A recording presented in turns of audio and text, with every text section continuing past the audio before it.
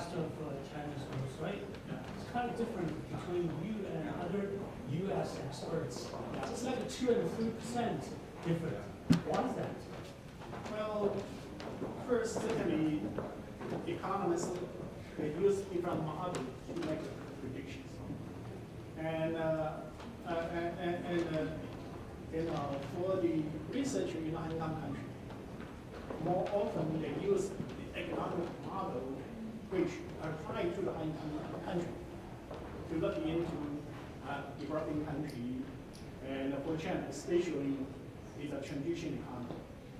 And so if you look into the prediction from the high income country, not only there have been about 2% or 3% difference in the prediction. Actually, if reporters, you know that in the mass media, every several years we have a lot of prediction about the coming collapse of the Chinese economy. But China has not been, China has been maintaining dynamic economic growth for the past 36 years. And the reason was because of, the economic model will be valid if the conditions, the precondition of the models are the same. But as a developing country, the condition will be different from the income country.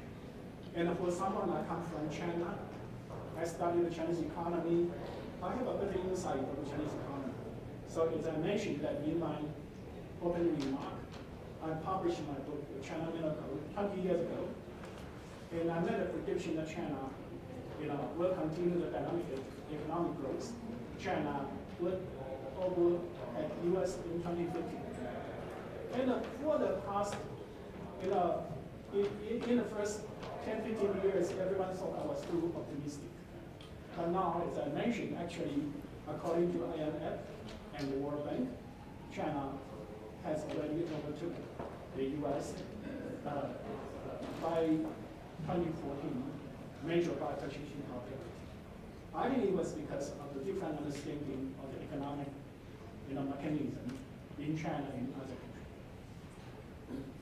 Sandra from Tencent Finance. So what will be the biggest risk for China from the global market? Let's see how the Fed's rate hikes possibly impact China in the future. Well, certainly, there's a lot of risk in the world, geopolitics, and yet, you have other big shocks in other parts of the world that affect China. Because as I mentioned, now China is the largest trading country in the world. And in this kind of globalized world, we are all connected. But as I mentioned that, even we have external shocks, and that cannot be avoided. But China has a very good position to rely on internal sources for the growth. Because as a middle-income country, we still have huge scope for industrial upgrading, for the improvement in infrastructure, for environmental protection, for urbanization. And this differs China from China to other income countries. Because you have a big shock, you have a slowdown. For the income country, it's not so easy to find good investment opportunity. China is a developing country, there are plenty of good investment opportunities. And China also has very good resources, both in terms of fiscal position, public saving, and also reserve. And this, the resources for investment differ China, differentiate China from other developing countries. So certainly we do not hope to have a big shock in the world, but I think that even China faces a big shock from external sources, China will still be able to maintain its dynamic economic growth. So maybe we should get, okay, last line. Professor, do you think the central government should be alarmed by the recent slowdown? Do you foresee any that will lower the interest rates or triple R in the near future? And my second question is, what's your take on the current performance of the A share? Do you think it's normal or some reason behind it? Well, the first one, certainly the government policy need to adapt, need to contingent on the external and internal situation. And I will not be able to make a prediction of a stock. if I can make a good prediction about stock market, I can be, richer than Bill Gates. So stock market. Overall, certainly, if you look into the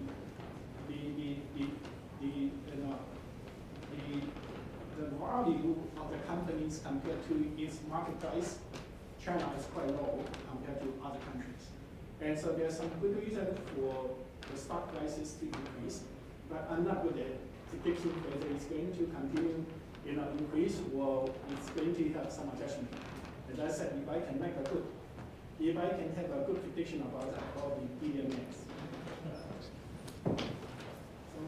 Yes, look, the money that's being spent in terms of the two Silk Roads, the Maritime Silk Road and the New Silk Road, there's some complaints in China that this is investment funds that could be gone to domestic investment instead. So I'd like you to say, what are the economic effects within China for the building of these infrastructural projects in places in the neighbors of China, like in Southeast Asia and in Central Asia? What kind of economic effects does it have on the domestic economy? Well, I think it's good for the domestic economy also, because as I mentioned, China has competitive advantages in the infrastructure construction, and China also has a large reserve. So with this, this Silk Road and Maritime Silk Road, the improvement in the infrastructure in those areas certainly that China can expand the market today. And not only so, because infrastructure has been the bottleneck for the growth in almost all the developing countries. And so with this kind of improvement in the infrastructure in other developing countries, it will help the other country to have dynamic economic growth. And that will expand the market for China and for Hong Kong country. So overall, I think it's a win-win for every country. Right? What will be the main challenges that will occur in China this year? The main challenge is, well, one certainly is external environment. If the U.S. can continue the dynamic economic growth, and it will help. If the U.S. the growth cannot be maintained, it will put pressure on China, and also geopolitics, tensions, and if it has that, certainly will make the external environment to face some stress. So certainly, I think for every government need to be watchful about all kinds of sorts of shock and prepare themselves to cope with those kind of shocks. Can you elaborate on those shocks? Hmm? Could you just elaborate on those shocks, like more domestic challenges? Well, external shocks we just discussed, but internals certainly we also need to pay attention to.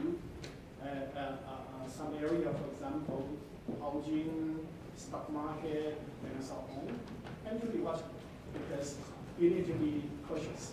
Even overall the situation is good, but we don't want to have any black swan and to be unprepared with it.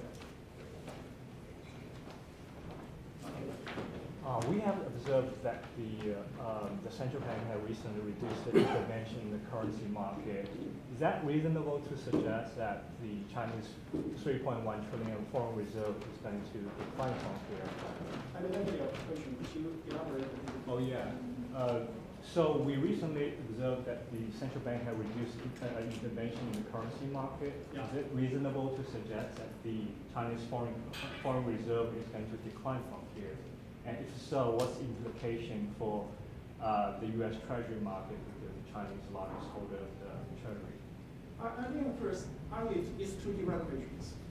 If it is desirable to reduce the intervention in the currency markets and to widen the band of the fluctuation in the exchange rate, right? That is one thing. And whether the reserve will further increase or not, it will depend on many other things. One thing is capital account. If the Hong Kong country continue to adopt very easy monetary policy, then the tendency will be to have capital inflow in the capital account.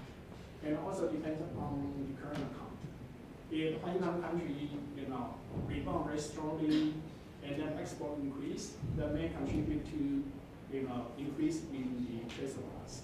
So the accumulation of the reserve depends on many other factors instead of just the widening the band of the fluctuation in the exchange rate. I'm sorry. Okay. We've Okay, got last question, please. Okay. Professor, Annabelle from Wall Street Multimedia. As we see that China is undergoing a large scale of anti-corruption activities, it's more like political reform. But how do you evaluate the financial reform in China nowadays? Well, first one, the anti-corruption reform that show the determination for the government to improve the governance in China.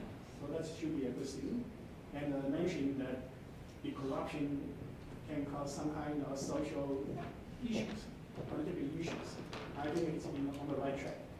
And in terms of financial reform, certainly, on the one hand, we need to maintain the stability of financial sectors. But on the other hand, we need to improve the efficiency of the allocation of credit of the governments. And the government is balancing these two. On the one hand, the direction of the financial sector reform is very clear, and you can see the Chinese government has taken quite a number of steps. For example, liberalization of the interest rate was in the lending rate and the party rate. I think it's in the right direction.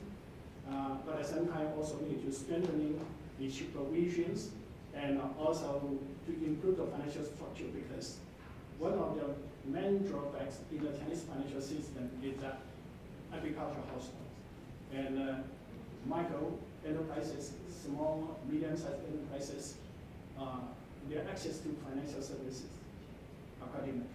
And those are the areas that China need to